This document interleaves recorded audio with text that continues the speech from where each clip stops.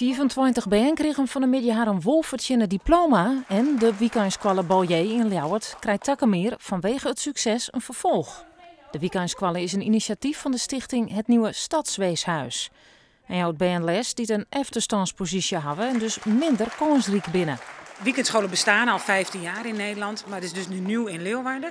En ja, het is, de kinderen gaan 2 keer in de maand op zondagmiddag krijgen ze les van professionals uit allerlei verschillende beroepen.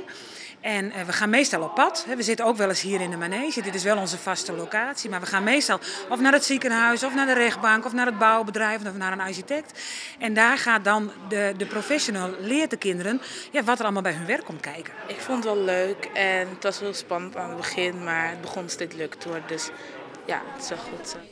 Jong een tal van nieuwe onmeldingen die de weekendskolle takkenmeer in elk geval verder mij terecht in ben van dit eerste jaar.